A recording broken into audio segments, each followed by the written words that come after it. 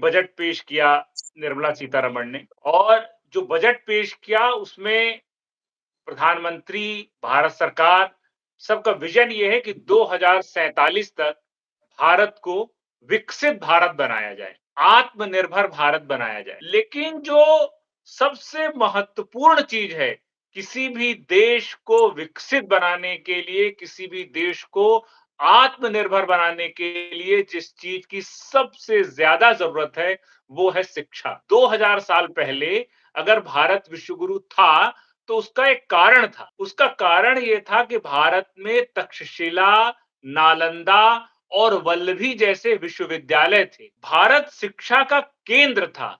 लोग वैदिक गणित जानने के लिए, दर्शन शास्त्र जानने के लिए, फिजिक्स को समझने के लिए लोग भारत आते थे। साइज बड़ा है, लेकिन क्वालिटी का नामो-निशान नहीं है। क्या ये सिस्टम ज्ञान पैदा कर रहा है भारत का या ये सिर्फ डिग्रियां बांट रहा है? शिक्षा बजट कैसा है? तो अभी जो है भारत का जो टोटल बजट जो वित्त मंत्री ने 1 फरवरी को निर्मला सीतारमण ने पेश किया, तो 53.5 लाख करोड़ का बजट और इसमें 1,39,289 करोड़ के आसपास ये शिक्षा पे इस साल खर्च किया जाएगा। ये स्थिति है। नमस्कार दोस्तों, मेरा नाम हैदर अब्बास नकवी है और आप लोग मुझको इस वक्त दा स्वतंत्र पर देख रहे हैं। कोई भी देश तभी तरक्की की राह पर होगा जब उसकी जो जनरेशन है, आने वाली जनरेशन है, उसकी मौजूदा जनरेशन है या वो जो जनरेशन जा चुकी है, वो शिक्षित हो। अब शिक्षित कैसे होगी? जब वो पढ़ेगी। पढ़ेगी कैसे? जब सरकार, मौजूदा सरकार पढ़ने के लिए, पढ़ाने के लिए एक व्यवस्था करेगी। और व्यवस्था कैसे होगी? जब उसके लिए बजट होगा। अभी मौजूदा बजट पेश किया गया है जिसमें अगर कहा जाए तो वो विजन डॉक्यूमेंट है 2047 तक का। लेकिन मौजूदा हालात अगर हम लोग देखें तो उस पर क्या असर पड़ेगा और उससे आगे कैसे जिंदगी आगे बढ़ेगी। तो आज हम जो स्पेसिफिक बात करेंगे वो हम बात करेंगे शिक्षा बजट को लेकर, यानी कि जो पढ़ाई के लिए, जो आगे काम करने के लिए, जो शिक्षा से जुड़े हुए ही सब चीजें आगे बढ़ती हैं।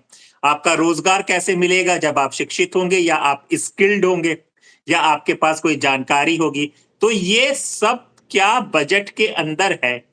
दूसरा हम लोग जो उदाहरण लेंगे वो सबसे बड़ा उदाहरण हम चाइना से लेंगे कि चाइना में इतनी ग्रोथ कैसे हो गई है, वहां पर शिक्षा का दर क्या है और शिक्षा बजट वहां पर कैसे अलॉट किया जाता है। आज हम इन सब को समझेंगे क्योंकि हम आपको समझाने जा रहे हैं शिक्षा, क्योंकि आप देख रहे होंगे पिछले कुछ सालों से या कम में कभी कुछ लड़के इधर उड़धम मचाते हैं, कभी कोई उधर मचा रहा है। तो ये सब कौन है? अगर आप सही माने मानेंगे सब बेरोजगार हैं, शायद शिक्षित नहीं है। तो क्या कारण है? ये सब देश के विकास के लिए कितना जरूरी है, आज हम इसी को समझेंगे। और इसको समझाने के लिए आप देख सकते हैं कि हमारे बराबर वाली स्क्रीन पे श्रीधर राव जी हैं, वरिष्ठ जर्नलिस्ट हैं। हर मुद्दे पर, सामाजिक मुद्दे पर, आर्थिक मुद्दे पे एक समझ रखते हैं और आपको जो कुछ बताते हैं वो कोई हवाबाजी की बातें नहीं होती हैं। हर फैक्ट आपको डेटा के साथ समझाया जाता है जिससे आप लोग शिक्षित हों। अगर हम लोग बजट में योगदान नहीं कर पा रहे लेकिन आपको ज्ञान तो दे रहे हैं कि आप समझ सके कि कैसे आप आगे बढ़ेंगे। श्रीधर जी, बहुत बहुत शुक्रिया आपका द स्वतंत्र के साथ जुड़ने के लिए। आज क्यों जरूरी है कि हम लोग शिक्षा बजट पर बात कर रहे हैं? नमस्कार हैदर भाई और नमस्कार स्वतंत्र के सभी दर्शकों को। देखिए, अभी बजट पेश किया निर्मला सीतारमण ने और जो बजट पेश किया उसमें प्रधानमंत्री, भारत सरकार सबका विज़न ये है कि 2047 तक भारत को विकसित भारत बनाया जाए, आत्मनिर्भर भारत बनाया जाए। तो जब इसकी बात होती है, तो ज़्यादातर फ़ोकस व्यापार पे रहता है, ज़्यादातर कारोबार पे रहता है और फिर उसके बाद रक्षा बजट एक अहम हिस्सा होता है और तमाम इंफ्रास्ट्रक्चर पे बातें होती हैं। लेकिन जो सबसे महत्वपूर्ण चीज़ है, किसी भी देश को विकसित बनाने के लिए, किसी भी देश को आत्मनिर्भर बनाने के लिए जिस चीज़ की सबसे ज़्यादा ज़रूरत है, वो है शिक्षा। आज अगर हैदर भाई 2000 साल पहले अगर भारत विश्वगुरु था, तो उसका एक कारण था। उसका कारण ये था कि भारत में तक्षशिला, नालंदा और वल्लभी जैसे विश्वविद्यालय थे, जहां चीन, फारस, साउथ एशिया सभी जगह से लोग भारत में पढ़ने के लिए आते थे। तो भारत शिक्षा का केंद्र था। लोग वैदिक गणित जानने के लिए, दर्शन शास्त्र जानने के लिए, फिजिक्स को समझने के लिए लोग भारत आते थे। अब आज की स्थिति क्या है? आज की स्थिति ये है कि अभी मैं जो डेटा मंत्रालय के द्वारा उपलब्ध है सोशल उस पे नेटवर्क पे, तो उसपे ये है कि भारत में 53,000 से ज्यादा कॉलेजेस हैं। 1391 के करीब विश्वविद्यालय हैं और इसमें लाखों करोड़ों छात्र पढ़ाई कर रहे हैं। मतलब एक तरह से आप देखेंगे तो बहुत ही बड़ा, बहुत ही ह्यूज मतलब शिक्षा का जो तंत्र है भारत का, बहुत बड़ा है, लेकिन साइज बड़ा है। लेकिन क्वालिटी की जब आप बात करेंगे, तो भारत का जो विद्यार्थी है, जब वो ये देखता है कि मेरे को भारत के अंदर एक वर्ल्ड क्लास यूनिवर्सिटी में पढ़ना है, तो आप पता चलेगा कि क्वालिटी तो है ही नहीं भारत के शिक्षण संस्थाओं में। ये सबसे बड़ा इस बात के ऊपर मैं आज स्वतंत्र के दर क्वालिटी हम दे ही नहीं पा रहे हैं। जो दुनिया के जो टॉप 120 यूनिवर्सिटीज में भारत के किसी यूनिवर्सिटी का जिक्र नहीं। तो आप अगर इसको देखेंगे तो आप पता चलेगा कि आज भारत दुनिया की उच्च शिक्षा प्रणालियों में से एक तो है, लेकिन इसका साइज बहुत बड़ा है। मतलब ये है कि साइज बड़ा है, लेकिन क्वालिटी का नामो-निशान नहीं है। असली सवाल ये है कि क्या ये सिस्टम ज्ञान पैदा कर रहा है भारत का या ये सिर्फ डिग्रियां बांट रहा है? आप तो ग्राउंड पे भी जाते हैं हैदर भाई, तो ग्राउंड पे पता कर लीजिए कि भारत में क्या वाकई में ज्ञान बंट रहा है या फिर डिग्री बंट रही है, तो आपको हकीकत पता चल जाएगी। अब असली कहानी क्या है? अब नेक्स्ट स्टेप पे अगर आते हैं, तो असली कहानी शिक्षा के क्या है, शिक्षा बजट कैसा है? तो अभी जो है भारत का जो टोटल बजट जो वित्त मंत्री ने 1 फरवरी को निर्मला सीतारमण ने पेश किया, तो 53.5 लाख करोड़ का बजट वित्त मंत्री ने पेश किया और इसमें 1,39,289 करोड़ के आसपास ये शिक्षा पे इस साल खर्च किया जाएगा। ये स्थिति है। माने इसमें स्कूल शिक्षा भी शामिल है और उच्च शिक्षा भी शामिल है। और अब इसको आप देखें कि कुल बजट का ये कितने प्रतिशत है? तो ये कुल बजट का 2.6% है। अच्छी बात क्या है? अच्छी बात यह है कि भारत सरकार शिक्षा के क्षेत्र में कुछ बेहतर करने की सोच रही है, क्योंकि पिछले साल की तुलना में इस बजट में 8.27% का इजाफा किया गया है। भारत सरकार ने बजट बढ़ाया है। अब इसको जीडीपी के हिसाब से समझिए, तो 2026-27 के जो जीडीपी का अनुमान है, वो 350 लाख करोड़ रुपए का बजट, जीडीपी का बजट होने का अनुमान है। और अब जीडीपी के अनुपात से भारत के शिक्षा बजट को जब आप आकलन करेंगे, तो ये जो साइज है, ये 1.1% है। मात्र 1.1%। अब आप इसको उन देशों से तुलना करिए, जो देश शिक्षा के क्षेत्र में बहुत आगे हैं। अब एक और इंटरेस्टिंग बात बता दूं, जो भारत सरकार की जो नई शिक्षा नीति है, उसका लक्ष्य क्या है? जीडीपी के हिसाब से शिक्षा के बजट को 6% तक करने का है। 6 समझ रहे मतलब अभी क्या है? 1.1% है। इसको लेकर कहां जाना है? 6%। 6% के आसपास। ये बहुत बड़ा डिफरेंस है। मतलब ये इस गैप को लेकर भारत सरकार को लेकर जाना, ये मतलब समझ जाइए कि बहुत बड़ा वो है। अब सवाल ये उठता है कि इतना सब कुछ होने के बावजूद अब इसमें इसकी एक और परत है। इस जो ये जो बजट है, इसका हमने बताया आपको कि 1.1% जीडीपी का आपका शिक्षा का प्रतिशत बैठता है, जीडीपी के हिसाब से शिक्षा बजट। अब इसमें एक सबसे अहम पहलू, वो है रिसर्च और डेवलपमेंट, अनुसंधान और विकास, R&D। उस पे भारत कितना खर्च करता है? तो उसमें भारत खर्च करता है 0.64%।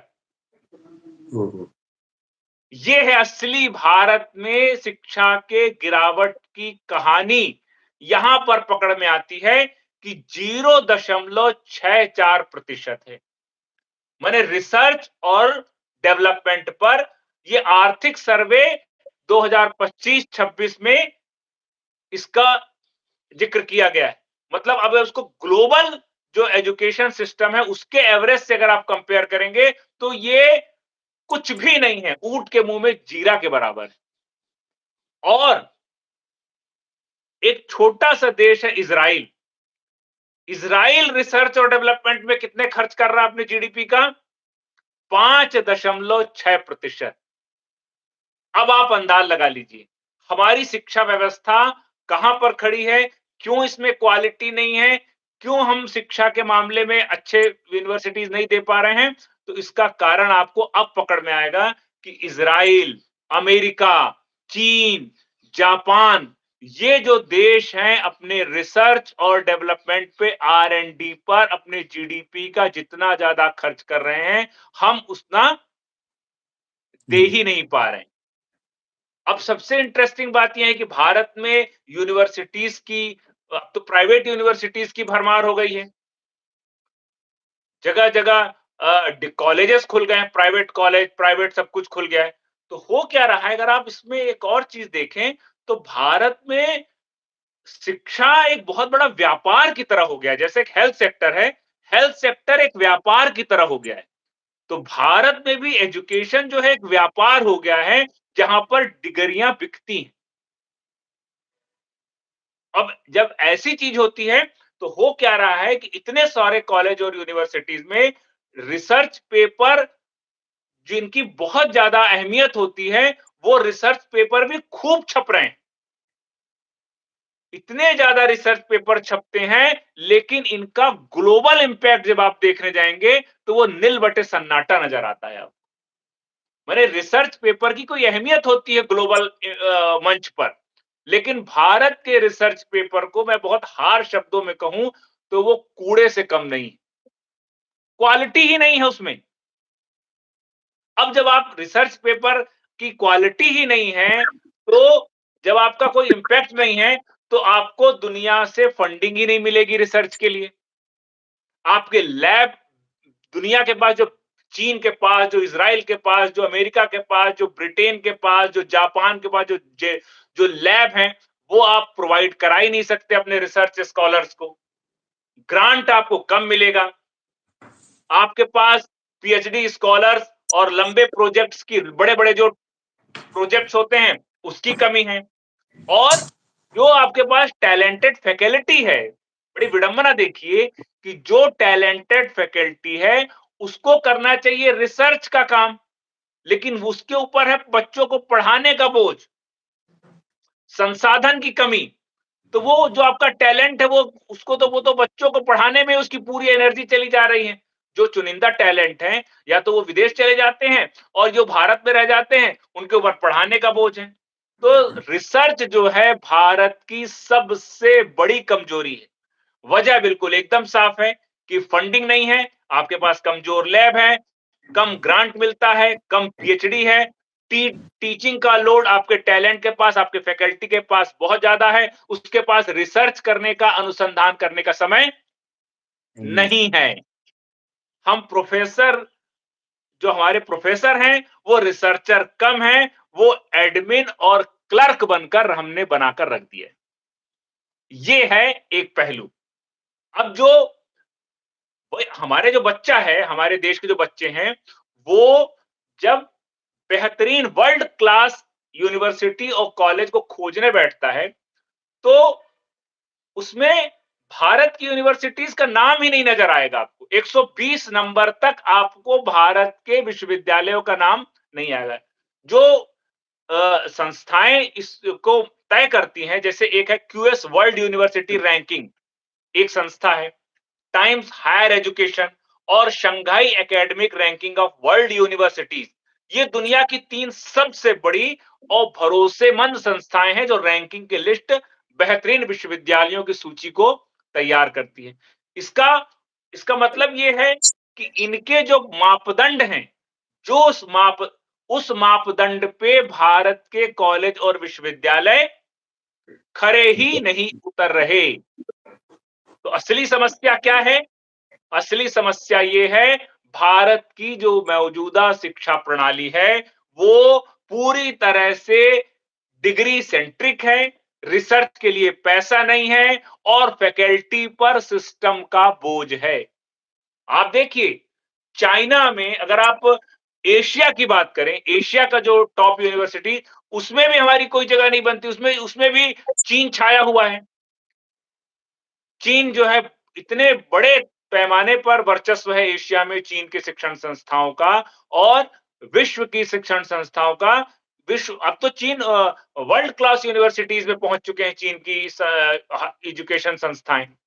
तो साफ है कि चीन अगर आप चीन को एक अमेरिका के टक्कर में देख पा रहे हैं, अगर आज आप चीन को ग्लोबल पावर के तौर पर देख रहे हैं, अगर आप चीन को मैन्युफैक्चरिंग हब के तौर पर देख रहे हैं, तो उसकी वजह क्या है?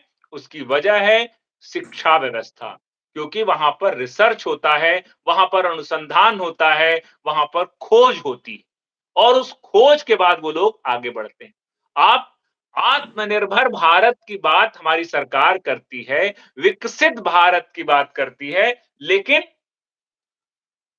लेकिन जब अनुसंधान ही नहीं होता तो आप कैसे विकसित भारत बनेंगे? कैसे आत्मनिर्भर बनेंगे? आपका देश तो असेंबलिंग सेंटर हो गया। आप कैसे कोई नई चीज बनाएंगे? कोई नई टेक्नोलॉजी आप देंगे कैसे? जब आपके यहां रिसर्च ही नहीं हो रहा है। रिसर्च क्यों नहीं हो रहा है? क्योंकि आपके पास पैसा ही नहीं है। एजुकेशन पे आपके पास वर्ल्ड क्लास यूनिवर्सिटीज ही नहीं है। तो ये है हमारे यहाँ सवाल, ये है सबसे बड़ा सवाल, ये है कि हमारे यहाँ सवाल ये पूछा जाता है कि कितने प्लेसमेंट हुए यूनिवर्सिटीज में।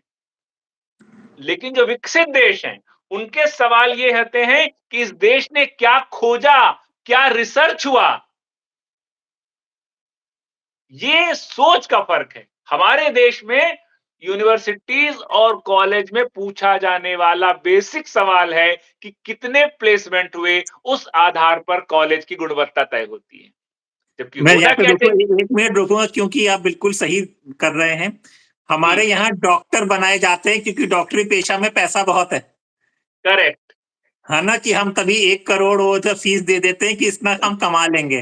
तो आज आप अगर दिखाने जाएंगे 1,000 से 2,000 डॉक्टर की दिल्ली में फीस है, बॉम्बे में तो और ज्यादा दूसरे शहरों में होगी। तो यही वजह है। आप देखिए, मैं मध्य प्रदेश से बिलोंग करता हूं, तो हमारे यहाँ सरकार ने गांव-गांव में बहुत स्कूल कॉलेज खोल दिए।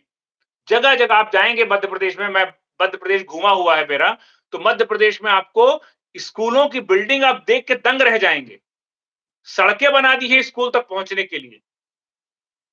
मेडिकल कॉलेज बना दिया है सरकार ने हर जिले में। इंजीनियरिंग कॉलेज बना दिए हैं, पॉलिटेक्निक कॉलेज हैं।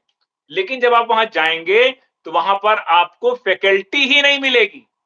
बच्चों को पढ़ाएगा कौन? बिल्कुल। तो ये व्यवस्था है। अब वो बच्चा जो पढ़ेगा, स्कूलों में टीचर ही नहीं है। बच्चे तो स्कूल जा रहे हैं। नतीजा क्या हो रहा है? नतीजा ये हो रहा है कि लोग, जो जिनके पास भी साधन सक्षम लोग हैं, तो वो प्राइवेट स्कूलों की तरफ जा रहे हैं। और इसकी वजह से क्या हो गया है? शिक्षा भारत में एक व्यापार हो गया है। तो अब जब ऐसे, और हर किसी का उद्देश्य क्या है? एनी हाउ नौकरी पा लेना। नौकरी पाले। नौकरी ही एक टारगेट जब आप कर लेंगे, तो आपका विजन तो एक शिक्षा का जो दायरा, जो इतना बड़ा शिक्षा, जो जिसके लिए जैसे हमने बात शुरू की थी, नालंदा विश्वविद्यालय, तक्षशिला विश्वविद्यालय, वल्लभी विश्वविद्यालय, जिसके लिए भारत जाना जाता था, जहां पर खोज होती थी, रिसर्च होते थे, शास्त्रार्थ होता था, जो तो वो तो नदारद हो गया ना। अब देखिए, अभी जो निर्मला सीतारमण ने जो बजट पेश किया 1 फरवरी को, इस बजट में उन्होंने जो चीजें प्रस्तुत की, उसकी भी जो सोच है, उसमें भी रिसर्च नहीं दिखाई दे रहा है। उन्होंने ऐलान किया है बजट में कि हम 5 नए यूनिवर्सिटी हब बनाने जा रहे हैं। मतलब एक ऐसा टाउनशिप डेवलप किया जाएगा, जहां पर शिक्षा को उद्योग से जोड़ दिया जाएगा। यानी कि स्किल्ड लोगों को हम बनाने जा रहे हैं, और ऐसे लोग जो सीधे प्लेसमेंट, जिनको नौकरी, जिनका रोजगार की व्यवस्था होगी। अब मैंने सोचिए कि आप भारत सरकार के एजुकेशन बजट में रिसर्च के लिए फंड ही नहीं है। आपको मैंने बताया ना कि 0.64% भारत का रिसर्च पे खर्च हो रहा है, और इजराइल जैसा छोटा देश अपने जीडीपी का 5 से ज्यादा प्रतिशत रिसर्च पे खर्च करने जा रहा है। और देखिए शिक्षा में, अभी मेरे को तो हंसी आ रही थी, मतलब सरकार की नियत और सरकार की सोच पे देखिए, सोच, विजन, आपका विजन है भारत को विकसित बनाना, भारत को आत्मनिर्भर बनाना, लेकिन सरकार क्या करने जा रही है, 15,000 स्कूलों में और 500 कॉलेजों में रील बनाना सिखाएगी बच्चों को, ये बजट में कहा गया। और दुनिया के जो रील बनाने की हम अपने बच्चों को ट्रेनिंग दे रहे हैं, ताकि वो कमाई शुरू कर सकें। और जो दुनिया के विकसित देश हैं, वो अपने 16 साल तक के बच्चों को डिजिटल से, इलेक्ट्रॉनिक मोबाइल से दूर रखने के लिए कानून बना रहे हैं। मैं लगातार प्रधानमंत्री को, अश्विनी वैष्णव को ट्वीट करता हूं कि साहब, हमारे देश के बच्चों को मोबाइल से बचाइए, उनकी बुद्धि कुंद हो रही है। और दूसरी तरफ शिक्षा मंत्री कह रही कि हम स्कूलों और कॉलेजों में बच्चों को रील बनाना सिखाएंगे। सर, वो मैं रोकूंगा, बिहार के भाषण में प्रधानमंत्री मोदी जी ने ये कहा था कि भाई ये हमने नेट दे दिया है, तो अब रील बना के नोट कमा रहे, पैसा कमा रहे। भाषण सोचिए में आप, बोला गया। तो ये फर्क है, ये आपका मतलब ये सोचना होगा कि हम कहां लेकर जा रहे हैं। अच्छी बात है कि आप विकसित भारत का सपना देख रहे हैं, आप आत्मनिर्भर भारत का सपना देख रहे हैं, लेकिन हमारे देश की युवाओं के साथ मुझे लगता है ये बहुत बड़ा खिलवाड़ होने जा रहा है। क्योंकि आप छोटे-छोटे बच्चों को, कॉलेज के बच्चों को, अगर आप ये तो वही बात हो गई, जैसे पकोड़ा बनाने के लिए आपने क्या सोच है कि इस देश के लोगों को सिर्फ पकोड़े की दुकान खोल लो, रील बनाने लग जाओ। ये एजुकेशन है आपका, ये देंगे? और सोचिए, माने जो टूर एजुकेशन में क्या दे रहा है बजट में, जो टूरिस्ट हैं, टूरिस्ट, उनकी स्किल को अपग्रेड किया जाएगा, जो गाइड होते हैं उनको, अच्छी बात है ये आपके, लेकिन इसमें ये कोई आपकी सोच, आपका जो विजन है, वो दिखाई नहीं दे रहा आपके बजट में। एक अच्छी बात हुई है कि 3 आयुर्वेदिक एम्स खोले जाएंगे पहली बार, ये मतलब ये भारत का, लेकिन उसमें आप क्या बनाएंगे, आप क्या रिसर्च करेंगे, इसका कोई खाका तैयार नहीं। कैसे रिसर्च होंगे, क्या होगा, ये एक संभावना, एक रास्ता दिख रहा है, क्योंकि ये भारत का जो मेन जो है, जो आपकी भारत की है आयुर्वेद और योग, ये आपका है। इस पे आप 3 आयुर्वेदिक एम्स बनाने जा रहे हैं, लेकिन आपका विजन इस पे स्पष्ट नहीं है कि आप यहां पर दुकान खोलने जा रहे हैं कि आप यहां पे आयुर्वेद पर शोध करने जा रहे हैं। तो ये इसका विजन भी क्लियर होना बहुत जरूरी है। अब जितने भी, क्योंकि और ये वित्त मंत्री ने, सर, इसमें रहूंगा, इसमें हमने देखा हुआ है बाबा रामदेव और जितने बाबा हैं, सबने अपने आयुर्वेदिक दवाइयों खाने खोल रखे हैं, तो कई उन वही लोगों के वही चीज चक्कर है। सही वही कह मैं रहे कह हैं। रहा हूं, मैं समझ रहा हूं कि हमारे यहाँ सब, मैंने क्या कहा, हमारे यहाँ एजुकेशन, पढ़े लिख के बाद, डिग्री लेने के बाद सिर्फ नौकरी तक टारगेट कर दिया आपने। कभी किसी, क्या खो, मैं बार बार यही सवाल बोल रहा हूं कि जो देश रिसर्च पे काम करेगा वही दुनिया पे राज करेगा। कितने नोबेल पुरस्कार आपके बच्चों को मिल जाता है भाई? कब मिला शिक्षा, साहित्य, रसायन के क्षेत्र में, भौतिक शास्त्र के क्षेत्र में, क्या खोजा? कौन से आपके यहाँ रिसर्च पेपर तो भर भर के रिसर्च पेपर हैं, लेकिन कौन देखता, उसका ग्लोबल इंपैक्ट क्या हो रहा है? कुछ नहीं हो रहा है। तो ये ठीक है, अब जो रोजगार, इतना बड़ा देश है, 150 करोड़ लोगों का देश है, इनके रोजगार की व्यवस्था करना ये जरूरी है, लेकिन सवाल ये है कि आपने जो बजट में जो भी चीज़ें की, इससे क्या आप आपकी विज़न क्या है कि आप सिर्फ़ एक नई स्किल तक सीमित रहना चाहते हैं कि क्या कुछ खोजना चाहते हैं?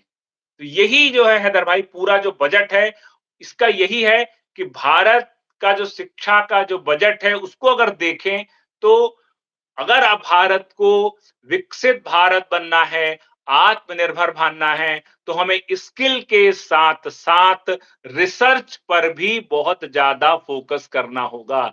जो देश रिसर्च करेगा, वहीं की शिक्षा व्यवस्था बेहतरीन बनेगी, वहीं के रिसर्च पेपरों की दुनिया में अहमियत होगी, वहीं के बच्चों को दुनिया में सम्मान मिलेगा, उसी देश के लोगों की क्रेडिबिलिटी ग्लोबल मंच पर तैयार होगी। और भारत इस मामले में कितना पीछे है, ये मैंने आंकड़ों के साथ दिखा दिया।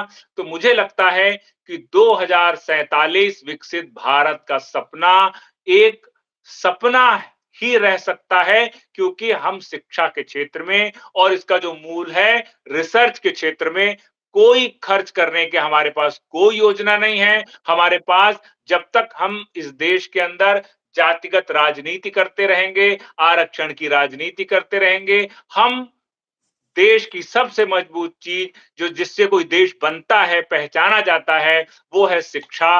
और शिक्षा ही आदमी को ज्ञान ही आपको आपका हक दिलाता है। ये फेमस जो तो ये इस चीज में हम ये हमारा थाती थी, ये हमारा इसीलिए 2000 साल पहले भारत दुनिया के लोग भारत आते थे ज्ञान प्राप्त करने के लिए। आज भारत के बच्चे को भारत में ज्ञान नहीं मिल रहा है। अच्छे रिसर्चर्स सब विदेश जा रहे हैं, बाहर जा रहे हैं। चीन, अमेरिका और ब्रिटेन दुनिया भर के देशों में जा रहे हैं। भारत के विश्वविद्यालय और शिक्षा केंद्रों की वो गुणवत्ता नहीं है जो वैश्विक मानदंडों पर खरे अरे उतरे। जी हाँ। और जो मेरे ख्याल से ये इतना बड़ा मुद्दा है, इस पे मेन स्ट्रीम मीडिया, बड़े चैनलों को डिबेट इस पे करना चाहिए कि देश के विकास के लिए शिक्षा का बजट कैसे है। 2047 का आप एक विजन डॉक्यूमेंट कर रहे हैं, वो विजन डॉक्यूमेंट बिना शिक्षा बजट के कैसे पूरा करेंगे, कैसे कोई चमत्कार होगा, इस पर भी चर्चा होनी चाहिए, जो कि अब गायब होती जा रही है। और हम लोग शिक्षा के स्तर को कहां पर ले आकर आ गए हैं। दूसरा, जो मैं स्किल डेवलपमेंट की जो बात हो रही है, वो भी आपको बता दें, स्किल डेवलपमेंट के कोई बड़े इंस्टीट्यूट्स नहीं होते, एनजीओ को काम दिया जाता है। और एनजीओ का स्किल क्या होता है, वो सिलाई मशीन केंद्र को खोलवा दिया जाता है, और सिलाई मशीन केंद्र तक ही ज्यादा सीमित होती है, और आजकल वीडियोग्राफी सिखा दी जाती है। ये दो चीजों पर स्किल डेवलपमेंट ज्यादातर फोकस होता है। दिल्ली में कई एनजीओ आपको महरौली से लेके, वो भी बड़े बड़े कॉर्पोरेट ग्रुप के हैं जो स्किल डेवलपमेंट कर रहे हैं। तो आम आदमी के साथ तो एक तरह से धोखा ही हो रहा है। हम बच्चे को पढ़ाना चाह रहे हैं, सब कुछ करना चाह रहे हैं कि देश के विकास के लिए आए, लेकिन जब वो बजट ही नहीं होगा रिसर्च के लिए, वो बाहर जाएगा क्योंकि उसको चाहिए होगा। तो फिर विकसित भारत 2047 का सपना कैसे पूरा होगा, कोई चमत्कारी होगा। श्रीधर जी, बहुत बहुत शुक्रिया। कुछ जाते जाते कहना चाहेंगे आप?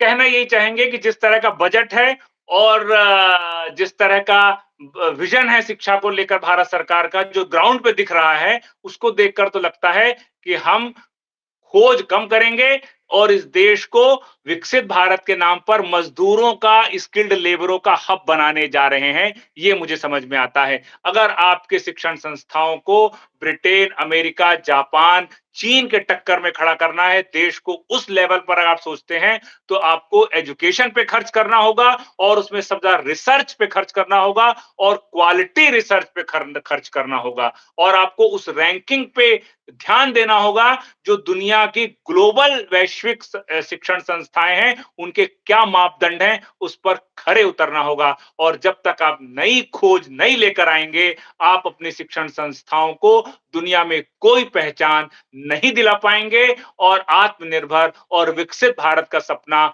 सपना ही रहेगा। हम मजदूरों का, दुनिया के मजदूरों का ये बहुत बड़ा हब 2047 तक बन सकता है, क्योंकि आपका पूरा फोकस मैन्युफैक्चरिंग पर है, बिल्कुल सही असेंबलिंग बात पर। कह रहे हैं, क्योंकि ये सब प्रैक्टिकल चीजें हैं। आप देखिए, आपके स्टार्टअप कितने बंद हो रहे हैं। आपके खुलते हैं, नए नौजवान लोग लोन ले लेते हैं, लोन लेने के बाद 6 महीने चलते हैं, क्योंकि वही रिसर्च ही नहीं है, कोई आइडिया ही नहीं है। आपका शुरू में लगता है आप एक ऐप बना देते हैं, हर इंसान आता है एक ऐप बना देता है, एग्रीगेटर मॉडल बना देता है, उबर, ओला चल ही रहे हैं, उसके अलावा कुछ नहीं, वो 1-2 महीने, 6 महीने में आपका ठप हो जाता है क्योंकि कोई नई चीज़ आप सोच ही नहीं पा रहे। तो ये बहुत ज़रूरी चीज़ थी, तो हमें लगा कि द स्वतंत्र पर इस पर बात होनी चाहिए। इस तरह की हम लोग रेगुलर चर्चा करेंगे जो आपके फ़ायदे के लिए समझ में आए कि देश को अगर विकास करना है, हम सब चाहते हैं कि विकसित भारत बने, 2047 क्या उससे पहले भी ये सपना पूरा हो जाए, लेकिन सपने की नींव डलती है ना हर चीज़ की, और नींव के लिए पैसा चाहिए होता है, बजट चाहिए होता है। तब आप जितना ज़मीन को खाद देंगे, जितना आप उसको पालन-पोषण करेंगे, तभी वो पेड़ पलता है, पनपता है, फूलता है।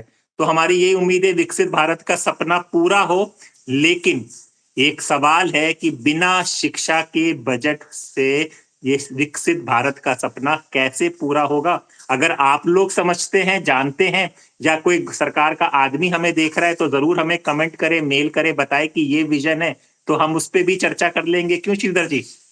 बिल्कुल, बिल्कुल, सरकार को बताना चाहिए भाई, कि आपका रिसर्च पे मेरा तो यही है, रिसर्च पे जो हमारे पास टैलेंट है, उनको तो आपने क्लर्क बना दिया। अब उस बेचारे को जो जो क्रीम है, जिसके पास संसाधन है, वो तो विदेश चला गया।